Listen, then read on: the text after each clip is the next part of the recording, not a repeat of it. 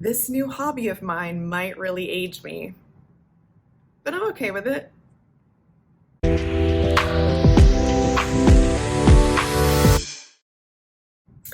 Well, apparently I've taken up bird watching, so whatever that means. Maybe that makes me a senior citizen at this point. I don't know, but I'm loving it and I'm completely at peace with this fact. So, before I get into bird watching, parenting, and life lessons, which is the theme of today's video, and also the theme of my brand new blog post, which you can find in the link below.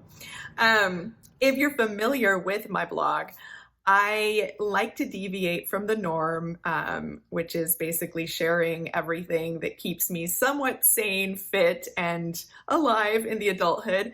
And I like to do what are called random musings. So today, this is a random musing, and it is about bird watching and what it's made me realize when it comes to life in general and really parenting. So, as some of you may know, almost exactly a year ago, I traded up life in the city to go live in a small town at the foot of the White Tank Mountains in the middle of horse country in the desert.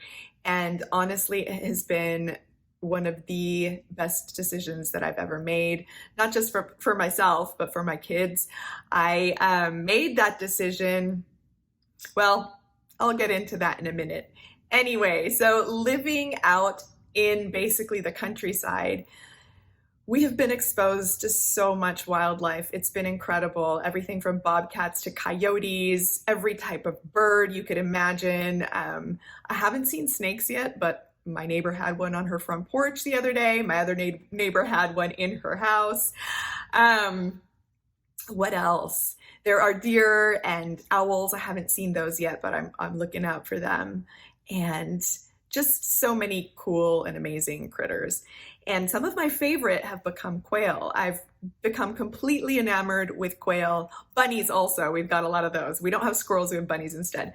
But the quail are what really inspired this blog post and video. About 6 weeks ago, I had a little family of them living in my backyard. And if you haven't seen quail chicks, they are the cutest things in the world. I highly recommend you Google what they look like because they're like tiny little furry golf balls and they're really fast. So apparently quail, the minute that they hatch, are able to run and keep up with their parents. So they're quite developed when it comes to that. And there were about 8 of them in the little family, 8 babies, 8 little chickies.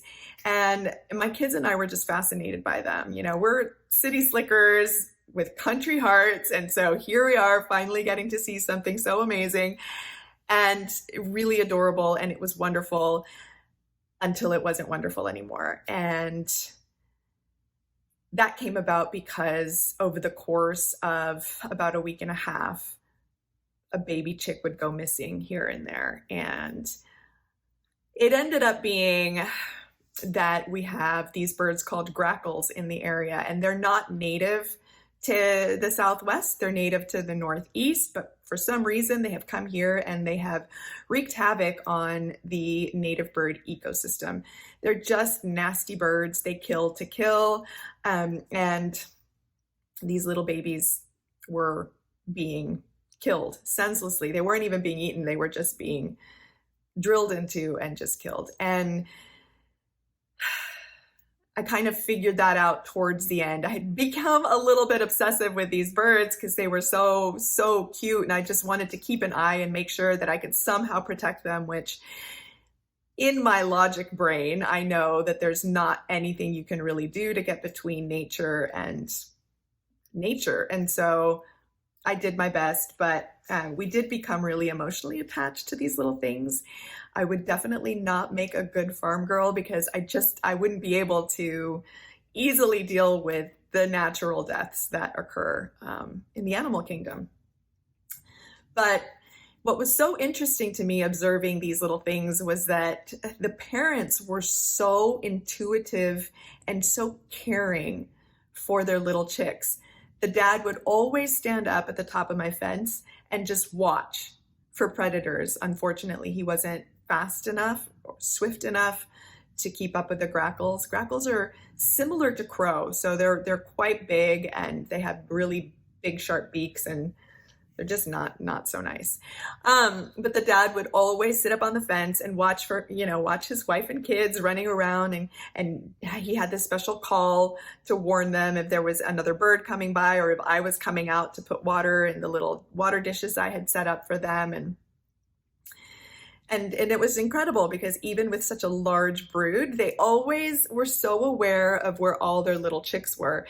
And as a parent, I can tell you that just two little kids, are really hard to keep track of when you're out. And yeah, so 8, miracle. Anyway, so the sad part of it is that this little quail family didn't end up being able to keep any of their chicks. And I just, it was horrible. Like I don't like to think of myself as a total sap. I'm a pretty tough chick because I've been through some stuff in my life. But I think when it comes to animals, kids, and the elderly, my heart is mush, 100% mush, and I just can't help that. And I'm not going to change it because this is just who I am. But man, it makes you suffer when, you see stuff like this. So the happy part is I've had 4 little quail family come and visit me now every morning when I sit at my desk at the front of the house. My desk is right at the window, and we live across the street from a wash and the mountain. So you just see every kind of creature coming through. And so I've got 4 little quail families that visit the front porch every single morning. And one of them is a single dad family, which also is incredible. I didn't realize that this was even a possibility. I could see how like a mama animal would care for her young, regardless of what the conditions of her life were. But apparently this mama quail met her demise, and the dad is the one that brings his 4 little chicks every single day to eat whatever. Apparently I've got little bugs on my front porch. I don't know. They're microscopic, but they're feeding these little guys. So it makes me happy. And it's heartwarming. I love, love, love living surrounded by nature. I think it really puts a mirror up to us as living beings ourselves. And as a parent, it just was amazing to me to watch how protective and intuitive these little birds were with their little bird brains, yet they had so much presence of thought in a way to just always know where their babies were and know when they needed to go watch for them and protect them. And I don't know. I think it's really cool. I think when you live in the city for as long as I have, you really forget how incredible nature is. And sometimes it's heartwarming and amazing, and sometimes it's gut-wrenching and really, really sad. And parenting and life in general reflect that, I believe. And with the dad quail always standing, sentinel basically on that fence, it just really reminded me of, just a lot of really difficult decisions that a lot of us have to make as parents. I had to make a really tough decision to move and leave all that was familiar behind. And, that caused a rift in my relatives, my family, who couldn't quite grasp the importance of the move that I was making for my kids so that their quality of life, particularly after the pandemic, could actually return to some sort of normalcy. And they have thrived. And so I really related to the dad quail on the top of the fence, willing to do whatever it took to keep his family safe. For me, that was like, I did whatever it took to keep my family healthy and safe. And we're just handed so many difficult decisions as adults and as parents, or even if they're not your bio children, if, you care for children, whether you're an aunt, an uncle, a grandparent, everything is about those little lives you've been entrusted with, right? And so it just doesn't matter how small a little bird like a quail is, how developed and socialized we are as humans. Like, that is the end goal, isn't it? To protect and care for our young. And it's a beautiful thing. It's also extremely, extremely difficult. But this is a random musing. This is why I'm rambling a bit, but it is all part of rewiring adulthood and figuring life out, because like I said before, there's no manual for any of it. So we do have to act a lot of times out of sheer instinct, just like animals do in nature. And Anyway, bird watching.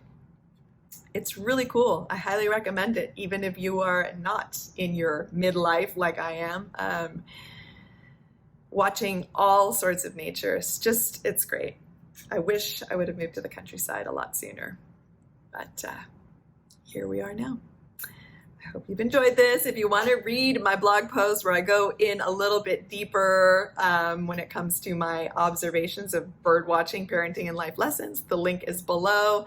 Please click like and subscribe for more great information, I think, and more random musings coming your way. Have a great day.